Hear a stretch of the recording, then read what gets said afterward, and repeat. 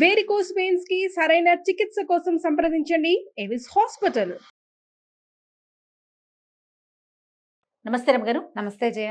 రమగారు, మీరు నిన్న ఒక చిన్న ట్రిప్ వేసి వచ్చినట్టున్నారు. Small trip. ఎక్కడికి వెళ్ళారు? ఏమేం చూశారు? ఆధ్యాత్మికమే కదా, మీ దగ్గర నుంచి అదే ఎక్స్పెక్ట్ చేయాలి. అంటే ఇప్పుడు నేను విహారయాత్ర చేసే ఏజ్ కాదు, ఆసక్తి లేదు జయ. అట్లా అనొద్దు రమగారు, అట్లా అనొద్దు. విహారయాత్ర చేయడానికి ఏజ్తో పడుందా? లేదనుకుంటా, కొంతమంది అలా ఉంటారు. ఏమిటో, నేను అసలు ఆ టైపు కాదు మేము. రైట్. మీరైతే ఆధ్యాత్మిక యాత్ర ఎక్కడికి వెళ్ళారండి? త్రిపురాంతకం వెళ్ళాను జయ. ఎంత దూరము మనకి? బానే 300. అబ్బా, 300 ఉంది. 300 దగ్గర ఉంది. ఈ త్రిపురాంతకం ఎన్నేళ్ల క్రితం నుంచో తెలుసు మాకు. దాదాపుగా 20 ఏళ్ల పైమాట. మా మరిది గారు గుంటూరు వేద పాఠశాలలో ఉన్నప్పుడు వాళ్ళు అక్కడికి త్రిపురాంతకం అమ్మవారి దేవాలయంలో ఒక ఇది చేశారు ప్రోగ్రాం. మొత్తం అహోరాత్రం అంటారు. పగలు రాత్రి మొత్తం అంతా అమ్మవారి మంత్రం అన్నమాట. అక్కడ చేశారు. అహోరాత్రం చేసాం. చాలా పవర్ఫుల్, చాలా ఎనర్జీ ఉంది. అమ్మవారు నడబావిలో ఉంటుంది, బావిలో ఉంటుంది. ఏదో చాలా విశేషాలు. 20 ఏళ్లకు ముందే, 20 కాదు ఇంకా ఎక్కువ, కనీసం ఒక 23, 24 సంవత్సరాలు అనుకో, 23 ఏళ్ళు కనీసం. అయితే ఆ తర్వాత నుంచి అనుకుంటున్నాం శ్రీశైలం నుంచి వెళ్ళాలని ఒక ప్లాన్. శ్రీశైలమే ఒక రోజులో వచ్చేస్తున్నాం. ఇంకో రోజు పెట్టుకోవడానికి మధ్యలో స్టే చేయటం, ఎక్కడ స్టే చేయాలి, వెతకాలి, ఇవన్నీ ఆలోచించి మానేసుకున్నాం. మధ్యలో త్రిపురాంతకం గుర్తొచ్చినప్పుడల్లా అనుకుంటూనే ఉన్నాం. అనుకోకుండా ఒక ఆదివారం నాడు పొద్దునే బయలుదేరి మళ్ళీ రాత్రి 9ంటికి ఇంటికి తిరిగి వచ్చేసాం. మార్నింగ్ 5 o'clockకి బయలుదేరాము. అయితే దీంతో పాటుగా మనం మాచర్ల చెన్నకేశవ స్వామిని కూడా చూద్దామని అనుకున్నాం. మాచర్ల చెన్నకేశవుడు అంటే హిస్టారికల్ టెంపుల్. బ్రహ్మనాయుడు కంటే ముందు కాలం. బ్రహ్మనాయుడు కాలం నాటికి ఇంకా పాతది. వాళ్ళు రాజ్యానికి వచ్చే నాటికే ఉన్నది దేవాలయం. చెన్నకేశవ స్వామి వాళ్ళకి, మాచర్ల ప్రాంతం వాళ్ళకి, పల్నాడు వాళ్ళకి, గుంటూరు ఆ ప్రాంతాల్లో ఇలవేల్పుగా ఉన్నాడు. రాజుల ఇలవేల్పు ఆయన. అది కూడా చూద్దాం అనుకున్నాం. సరే బయలుదేరిపోయాము. మార్నింగ్ 5:30కి మధ్యలో నాగార్జున సాగర్లో ఆగాం బ్రేక్ఫాస్ట్కి ఒక చోట. మా ఈ పున్నమి వాళ్ళ రెస్టారెంట్స్ ఉన్నాయి.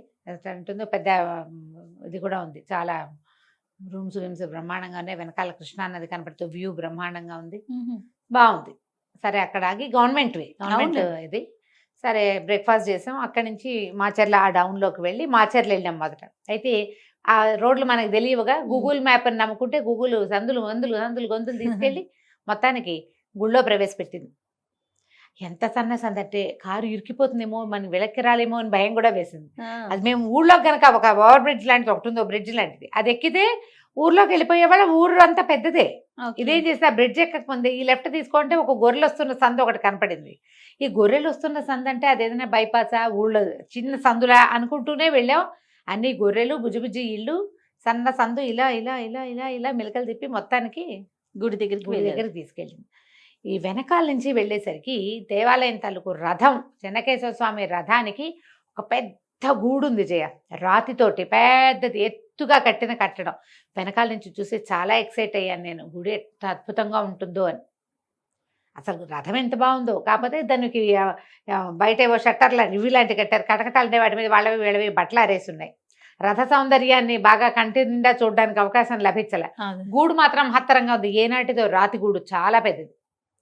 గుడి కూడా ఒక పురాతన ధోరణి కనపడుతోంది. కానీ పాపం బికమోహంతో ఉన్నాడు చెన్నకేశవ స్వామి అనిపించింది నాకు. ఎంత ముద్దుగా ఉన్నాడంటావు జయ, అంత ప్రతిమ, ఎంత బాగున్నారు.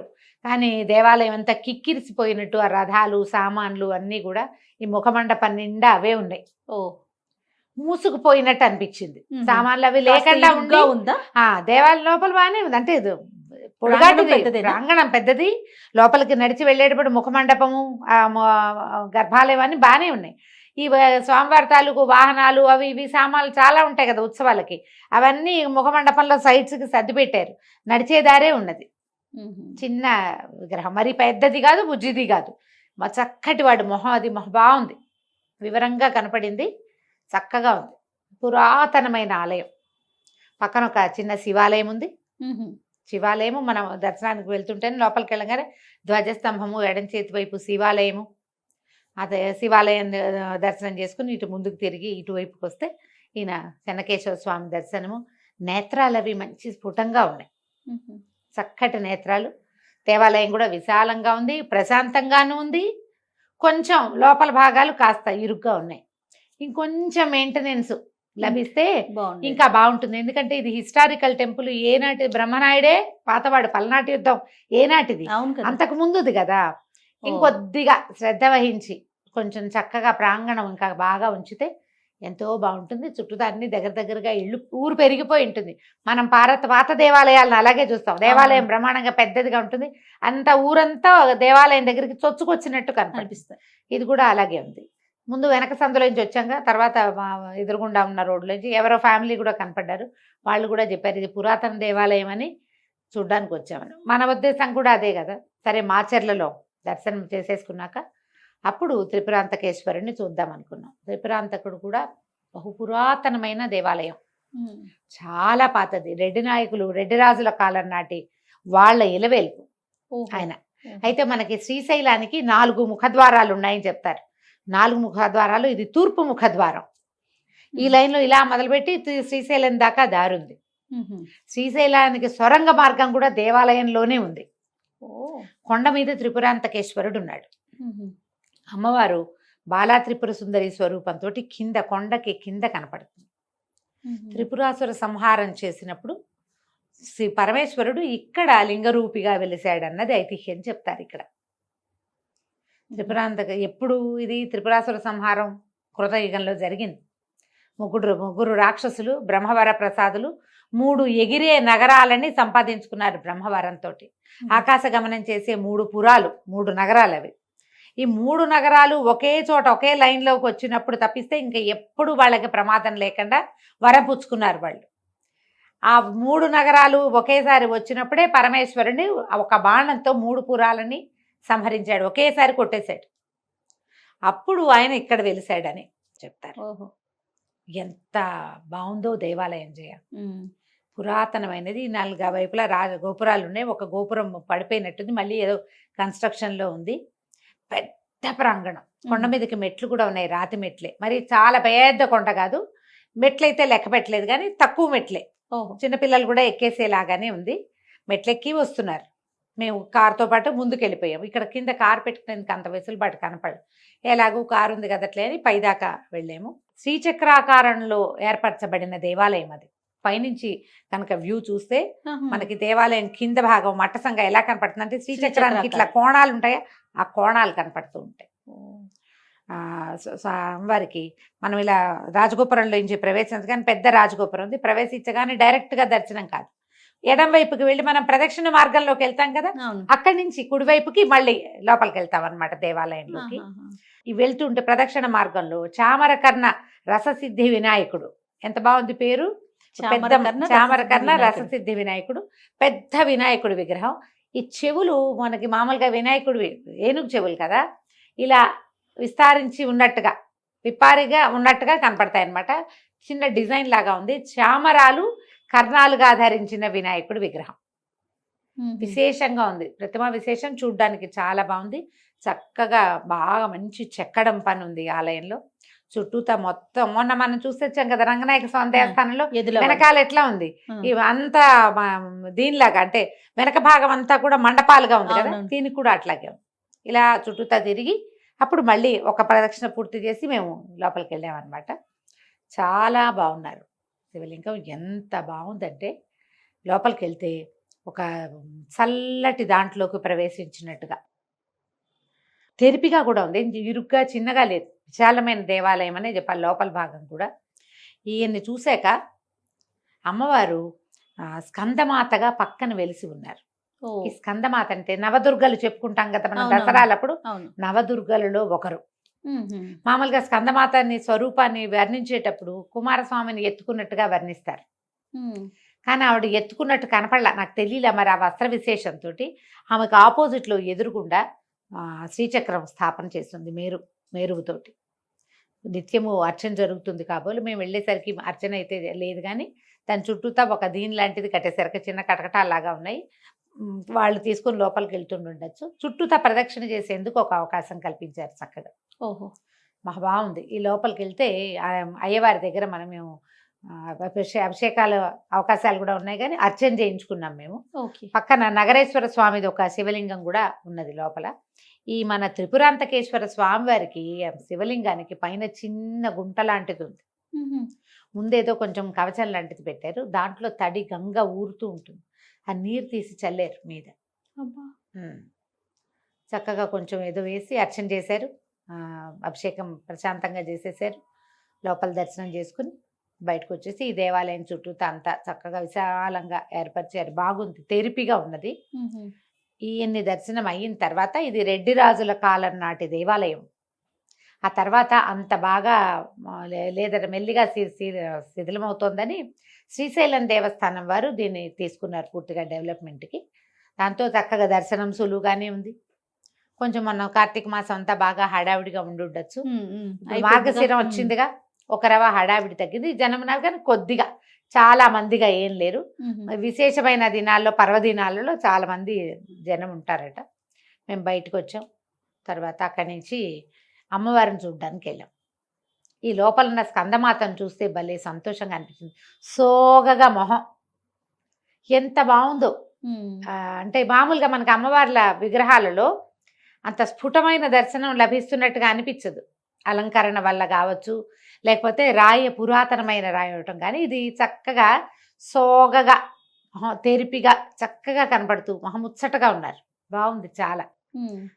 దర్శనం అంటే ప్రశాంతంగా అనిపించింది. ఈ కొండ దిగి కొంచెం ఇప్పుడు మనం ఊళ్ళోకి వెళ్ళాక కుడి చేతి వైపుకి తిరిగితే ఇది కనపడుతుంది. ఈ మన ప్రాకారం లాంటిది, మన కమాన్ లాంటిది. ఈ కమాన్లోంచి పైకి ఎక్కాం. మళ్ళీ కమాన్లోంచి కిందకు వచ్చేసాక కాస్త కుడివైపుకి తిరిగి ఎడం వైపుకి వెళ్ళాలన్నమాట ఈ అమ్మవారి దర్శనం కోసం. ఈ అమ్మవారి దర్శనం చేస్తే ఆ దర్శనం ఎంత విశేషంగా ఉంది. అక్కడ ఎంతమంది ఉన్నారో జనం, బ్రహ్మాండంగా ఉన్నారు. చాలా హడావిడిగా ఉంది. అక్కడ కదంబ వృక్షం అని ఒక వృక్షం పెట్టారు. ఒక చెట్టు ఉంది. కదంబ వృక్షాలు ఇక్కడ ఎక్కువ ఉండేవట. ఆ చెట్లు కాశీలో మాత్రమే ఉంటాయి ఇంత విరివిగా, ఇక్కడ ఉన్నాయని రాశారు అక్కడ. కదంబ వృక్షం అన్నారు, కానీ మనం మామూలుగా కదంబ వృక్షం చూస్తాం చూడు, పసుపచ్చవి గుండ్రటి పువ్వు ఇట్లా కుచ్చుగా ఉండే బంతిలాగా ఉండే పువ్వు. ఆ చెట్టు అయితే కాదు అది, ఆ చెట్టు కాదు. కానీ కదంబ వనము, కదంబ వృక్షం అనే రాశారు. చుట్టూతా చిన్న గట్టల్లే గట్టి ఒక చిన్న అమ్మవారి ప్రతిమ ఒకటి, అక్కడ పంచ పడగల నాగేంద్రుడు ఉన్న కింద ఉన్న అమ్మవారి విగ్రహం ఒకటి ప్రతిష్టగా సాధారణంగా పెట్టారు. చెట్టు చుట్టూతా అందరూ చక్కగా ముగ్గులు గిగులు వేసి ముచ్చటగా చేశారు. మీదకి ఎక్కేయకుండా ప్రదక్షిణం చేసుకునేందుకు ఒక వీలుగా పెట్టారు. ఆ ప్రాంతంలో ఇది వరకు ఈ చెట్లు ఎక్కువ ఉండేవి. కదంబ వనవాసినిగా చెప్తారు అమ్మవారిని. ఇప్పుడు ఆయనేమో కొండ మీద ఉన్నాడా, ఈ అమ్మవారిట కిందకి వెళ్ళాలి గోతులోకి, బాగా కింద. కనీసం 9 మెట్లు దిగితే గానీ మనకు ఆ దర్శనం అవ్వదు. భూమట్టం నుంచి కిందకు ఉంది అది, చాలా కిందకే. మనం దర్శనానికి గర్భగుడి దగ్గరికి కొన్ని మెట్లు దిగాలి లోపలికి. మళ్ళీ అక్కడి నుంచి దేవాలయం లోపలికి వెళ్ళాక కూడా మళ్ళీ మెట్లు ఇంకా కింద ఉంది. బావి పెట్టది, బావి నుయ్యి, నడబావి అంటారట దాన్ని. మరి మెట్లు దిగి వెళ్ళటం వల్ల నడబావి అంటారేమో, కానీ లోకల్ వాళ్ళు అయితే దాన్ని నడబావి అనే అంటారు. మనం కల్లాగా బయటకు వచ్చిన వాళ్ళు ఏమనుకుంటాం, కిందకి దిగి వెళ్ళాలి, అమ్మవారి భూగృహంలో ఉంది అని భావిస్తాం. కానీ నడబావిగానే అక్కడ చెప్తారు. ఈ లోపలికి దిగి వెళ్ళాక జనం ఉన్నారు బాగా. ఏంటంటే లోపలికి దిగాలి, మళ్ళీ పైకి ఎక్కాలిగా, దానివల్ల కొంచెం స్లోగా ఉంది దర్శనం. తెరిపిగా ఉంటే ఊరికే ఇలా వెళ్ళి ఒక రౌండ్ తిరిగి వచ్చేసేయటం. చాలా మెట్లు ఉన్నాయండి? ఉన్నాయి, మొత్తం ఒక 9 మెట్లు ఉన్నాయి. చాలా కాదు మెట్లే, కానీ ఆమె కిందగా ఉన్నట్టుగానే మనకు కనపడుతుంది. అయితే లోపలికి వెళ్ళాం. బయట కూడా కూర్చోటానికి వీలుగా ఒక కొన్ని అరుగులు కూడా లాంటివి కూడా ఏర్పరిచారు. లోపలికి వెళ్తే అమ్మవారు అరూపం, ఆవిడ రూపం లేదు అక్కడ. ఒక వెనక్కి తిరిగి ఉన్నటువంటి ఒక రాయి శిలాస్వరూపంలో ఉంటుంది ఆవిడ. శిలే, అరూప శిల, చెక్కబడిన శిల కాదు. అది కూడా ఆమె యొక్క వెనక భాగమట అది. అయితే మనం ప్రత్యక్ష దర్శనం కోసం ఒక ప్రతిమా విశేషాన్ని ప్రతిష్ఠ చేసి పెట్టారు. ఇక్కడ అమ్మవారు చిదగ్ని కుండంలోంచి ఉద్భవించింది రాక్షస సంహారం కోసం. రూపంలో ఎందులోంచి పుట్టిందంటే సహజంగా పుట్టిన వాళ్ళ వల్ల ఆ పని కాదని అమ్మవారిని చిదగ్ని కుండంలో పుట్టించారు. మన లలితా శాస్త్రంలో చిదగ్ని కుండ సంభూత అని చెప్తాం కదా, ఇక్కడ అది జరిగిందని ఒక ఐతిహ్యం చెప్పబడుతుంది. రూపం లేని వెనక భాగమే అసలైన దైవం, ప్రత్యక్ష శక్తి అట్లా కనపడుతుంది అనమాట. మనం చూడ్డానికి ఒక ప్రతిమా విశేషం చక్కగా బాగా విశేషంగా కనపడే ప్రతిమని ఒక అమ్మవారిని ప్రతిష్ఠ చేశారు. మనం దిగి వెళ్ళి లోపల ఏదైనా గోత్రనామాలు అవి చెప్పించుకుని దర్శనం చేసుకుని మళ్ళీ అదంతా ఎక్కి పైకి రావాలి. అయితే ఇక్కడ దేవాలయంలో ఇంకొక విశేషం ఏముందంటే, దశ మహావిద్యల్లో ఒక మహావిద్యగా చెప్పబడే చిన్నమస్తాదేవి ఇక్కడ ఉంది. వాళ్ళు చిన్మస్త అని రాశారు, 3 చోట్ల చిన్మస్త కాదు, ఆవిడ చిన్నమస్త, తెంపబడిన మెడగలిగినది. దశ మహావిద్యలు ప్రత్యేకమైనవి, మనకు తెలియదు కదా, అవునవును. అర్థం కాదు కూడా జయ. దాంట్లో ఒక ప్రత్యేకమైన స్వరూపం ఏంటంటే, ఆవిడ వ్యాహ్యాళ్ళకి వెళ్ళిందని అమ్మవారు, ఆమెకి జయ విజయ అని 2 చెలికత్తెలు ఉన్నారు. దాహం వేస్తోందంటే అక్కడ ఎక్కడా నీరు లేదని అమ్మవారు తన మెడని తెగటార్చి రుధిరధారలు, రక్తధారలు ఇట్లా బయటకు వచ్చినట్టుగా కనపడతాయి. ఆ రక్తధారలు పానం చేశారు వాళ్ళిద్దరూ, జయ విజయ. మూడో రక్తధారని అమ్మవారి శిరసే పానం చేసినట్టుగా ఉంటుందట. ఆ శక్తి మహా పవర్ఫుల్. చిన్నమస్త మహా అద్భుతమైన శక్తి కలిగింది. మామూలుగా మనం ఎవరం అవేం చదువుకోని జయ, అవునండి, తెలీదు అసలు మీరు చెప్పేవారు. చాలా ప్రత్యేకమైన శక్తి. దశమహావిద్యల్లో ఒక విద్య ఆమె. ఆ విద్యా స్వరూపం ఇక్కడ కనపడింది. చాలా మంచి దర్శనాలు. అమ్మవారికి కుడి చేతి వైపుగా ఉంది. ఇక్కడ మంచి హోమాలు అవి జరుగుతాయి. పూర్వకాలం అట ఇక్కడ జంతు బలులు చేసేవాళ్ళు. మనం దిగి వెళ్తుంటే, ఇంకా లోపలికి వెళ్ళకుండా గర్భము ముఖమండపం దాటి అసలు అంటే క్యూ లైన్లోకి వెళ్తుంటేనే కుడివైపు ఒక ఇంత పెద్ద రాతి పాత్ర లాంటిది కనపడుతోంది. ఒక పెద్ద బండ ఇట్లా నిలువుగా పాతి పెట్టబడిన బండ ఉంది. దానికి చక్కగా పసుపు రాసి బొట్లు పెట్టారు. ఈ పాత్ర లాంటిది ఉంది కదా, తొట్టె లాంటిది, దానికి కూడా బొట్లు పెట్టారు. గోడ మీద రాశారు, జంతు బలులు నిషేధించడమైంది, 3 నెలల జైలు శిక్ష, ఇక్కడ జంతు బలి ఇవ్వకూడదు అని. అంటే పూర్వం ఇచ్చేవాళ్ళు. తర్వాత నేను కనుక్కుంటే నాకు తెలిసింది, ఆ రాతి పాత్రట ఎంత నెత్తురు పోసినా నిండేది కాదట. ఓహో, కుంకుమ పోస్తుంది ఇప్పుడు, అందులో కుంకుమ ఉంది. మానేశారు బలులు. ఏదైనా ఏర్పరిచి ఉంటారు అమ్మవారికి, కూష్మాండ బలి అలాంటిది ఏదైనా చేసి ఉంటారు. ఏ సమయంలో ఇది మార్చారు అనే క్లారిటీ నాకు లభించాలి. అక్కడ పెద్దగా అయ్యవార్లతో వాళ్ళు మంచి హడావిడిగా ఉన్నారు, ఆదివారం కదా, జనం ఎక్కువగా ఉన్నారు. ఎవరితోటైనా మాట్లాడితే నేను ఆ వివరం చూసేదాన్ని, తెలియలా నాకు. అయితే ఈ చిన్నమస్తాదేవికి వెనకాల నుంచి అటు వెనక భాగం వరకు అన్ని వీరుళ్ళ ప్రతిమలు. వీరులు ప్రతి వాళ్ళు ఇట్లా కత్తితోటి పొడుచుకుంటున్నట్టు, ఇక్కడ ఇట్లా కత్తులు వీరులు ఉన్నాయి. ఎందుకంటే వీరుళ్ళ పూజలు జరిగేవట ఇది వరకు అక్కడ. ఈ అమ్మవారి దగ్గర తమ భక్తిని చేయడానికి స్వయంగా తమని తాము బలిచ్చుకున్న వీరులు చాలా మంది ఉన్నారట. మనం వీళ్ళ నాయనార్ల కథలు చెప్పుకుంటామా, ప్రాణత్యాగానికైనా ఒడబడేటువంటి భక్తి, అలాంటి భక్తి ప్రపత్తులు కలిగిన వాళ్ళు ఆ కాలంలో ఉండేవాళ్ళేమో. ఎన్ని ప్రతిమలు ఉన్నాయో అక్కడ, ఎన్నో ప్రతిమలు, బోల్డు ఈ ప్రతిమలు. అక్కడి నుంచి ఈ చిన్నమస్తాదేవిది కూడా ఒక ప్రతిమ, శిరస్సు లేని ప్రతిమ, ముందుకి శిరస్సు ఉన్న ప్రతిమ. 2 జయ విజయ, 2 పక్క పక్కన నిలబడ్డట్టు ఇంతంత బొమ్మల రూపాలలో వెనక్కి కనపడుతూ ఉన్నారనమాట. మొత్తం పసుపు రాసి బొట్లు పెట్టారు, ప్రత్యేకంగా కనపడేటట్టు చిన్మస్త అని పెట్టారు. చిన్నమస్త, చిన్నము అంటే తెప్పబడింది. ఆమె కూడా ప్రత్యేకమైన పూజా విధానం జరుగుతుంది అక్కడ. ఇది కూడా చూసాం.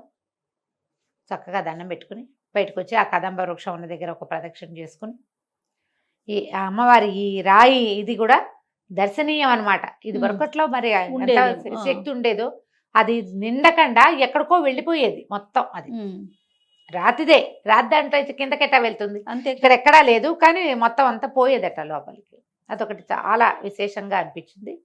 సరే అది చూసుకుని బయటకు వచ్చాం. త్రిపురాంతకానికి ఒక నమస్కారం పెట్టుకున్నాం. కొండ మీద నుంచి కనపడుతుంటాడు అయ్యవారు. ఇంకో పక్క కొండ మీద కూడా వీరభద్రుడు కాలభైరవుడు దేవాలయం ఉందట. అది తెలియలే మాకు అక్కడ, మేమైతే వెళ్ళాలా. రాత్రి ఎవరో ఫ్రెండ్స్కి నేను ఇలా వెళ్ళానని పెడితే, ఇంకో కొండ మీద కూడా వీరభద్రుడి గుడి ఉంది, చూసి రాలేదా అన్నారు. అక్కడికి వెళ్ళాల. ఇంకోసారి మళ్ళీ వస్తానని చెప్పాను నేను. ఇక అప్పుడు చూద్దాం. ఈ మన త్రిపురాంతకేశ్వర స్వామివారి దేవస్థానంలో ఒక చీకటి గది అని ఒకటి ఉంది. సొరంగ మార్గం ఉంది జయ. అక్కడి నుంచి, ఎక్కడి నుంచి అండి? శ్రీశైలమేనా? త్రిపురాంతకం నుంచి శ్రీశైలానికి సొరంగం ఉందట. ఆ లోపలికి వెళ్తే అన్ని ఇవి ఉంటాయి, గబిలాలు. ఆ లోపల మార్గంలోకి వెళ్తే అన్ని గబిలాలు అవి ఉంటాయట. కానీ గుహా మార్గమేనట అది. ఇక్కడ నుంచి శ్రీశైలానికి డైరెక్ట్ గా వెళ్ళిపోవచ్చు. పూర్వకాలంలో మరి ఋషులు వెళ్ళేవాళ్ళు ఏమో మరి. అదొకటి బాగా ఇంట్రెస్టింగ్ గా అనిపించింది. కొంచెం క్లోజ్ చేసి ఉంటారు. గుహా మార్గం కొండ మీద నుంచి ఉండటం కూడా విశేషమే కదా, చాలా విశేషం. అయ్యవారు పవర్ఫుల్ గా తెలుస్తున్నాడు. అమ్మవారి పవర్ అసలు చెప్పద్దు, చాలా బాగుంది. అద్భుతమైన దర్శనాలు ఈ చేసుకొచ్చారు. రెండు కూడా చాలా అద్భుతమైన దర్శనాలు, విశేషమైనది. పైగా ఇక్కడి నుంచి వెళ్తే శ్రీశైలం వెళ్ళిపోవటం ఒకటే దారి. అదే అదేలేండి. మామూలుగా మన రోడ్డు మీద పడి వెళ్ళిపోయినా శ్రీశైలానికి వెళ్ళిపోతాం. చాలా మంది శ్రీశైలం నుంచి వస్తున్న వాళ్ళు కనపడ్డారు, లేదా ఇక్కడ నుంచి శ్రీశైలం వెళ్తున్న వాళ్ళు కూడా సుమారు కనిపించారు. ఎన్ని కిలోమీటర్స్ ఉంటుందంటారు రమ్మగారు ఎక్కడి నుంచి? శ్రీశైలానికి? అక్కడి నుంచి ఆలయం నుంచి త్రిపురాంతకం నుంచి. అంత స్పష్టంగా చూడలేదు కానీ ఒక 100 కిలోమీటర్లు ఉంటుంది జయ. Okay okay. ఓ 100 పర్వాలేదు. ఉంటుంది. అందుకే 100 అయితే- అటు ఇటు కూడా వెళ్ళిపోతున్నారు. అంటే అప్పుడు పాదయాత్రగా వెళ్ళేవాళ్ళు అలాగుండా ఉండేవాళ్ళు కదా. ఈ మాచర్ల నుంచి బయలుదేరి త్రిపురాంతకం చూసుకుని అక్కడి నుంచి శ్రీశైలానికి నడక మార్గంలో వెళ్ళేవాళ్ళు. ఉమ్. పాతకాలం మరి అప్పట్లో వాళ్ళ శక్తులు వాళ్ళ ఆలోచనలు వేరు కదా. అంతే కదా రమ్మగారు. అయితే ఈసారి ఇది చాలా మంచి దర్శనము, విశేషంగా అయింది. ఎక్కడ పెద్దగా అర్చనల హడావిడ్లు అవి మేము పెట్టుకోలేదు, ఎందుకంటే మేము వెళ్ళేసరికి 11 అయిపోయింది కదా. అదేలేండి. ఇద్దరిని పూర్తి చేసుకుని మళ్ళీ వెనక్కి తిరుగుటపా బయలుదేరాలి కాబట్టి మేము ఇలా చేసాం. ఒకవేళ హైదరాబాద్ నుంచి, గుంటూరు నుంచి, బెదవాడ నుంచి ఎవరైనా ఇలా వెళ్ళి వచ్చేసేయచ్చు. ఉమ్. పొద్దున రాత్రి 9 చేరిపోయాం మేము. మధ్యలో ఫుడ్కి ఆగాము, ఓసారి టీ తాగడానికి ఆగాము. అంతే. ఒక అరగంట 30 గంట పోయింది అనుకో, ఈ సందట్లో 1 గంట పోయింది అనుకో, మిగిలిన టైంలో డ్రైవ్ వచ్చేసాం. వెళ్ళి రావచ్చు. కాబట్టి ప్రత్యేకమైన దర్శనము. త్రిపురాంతకేశ్వరుణ్ణి చూడవలసిన దైవంగా మనం చెప్పాలి తప్పకుండా. తప్పకుండా. ఒక పైన కొండ మీద అయ్యవారు ఉండటం, కొండ కింద అమ్మవారు అమ్మవారు ఉండటం, ఇద్దరిని ఏకకాలంలో దర్శించే అవకాశం కూడా మనకి లభించడం. ఇద్దరు పవర్ఫుల్లే. ఈ ఇద్దరు ఇద్దరు అక్కడ వెలిసి ఉన్న కాలాలు కూడా చాలా విశేషమైనవి కాబట్టి ఎవరికి అవకాశం ఉంటే వాళ్ళు ట్రై చేయండి. తప్పకుండా రమ్మగారు. నమస్తే. నమస్తే.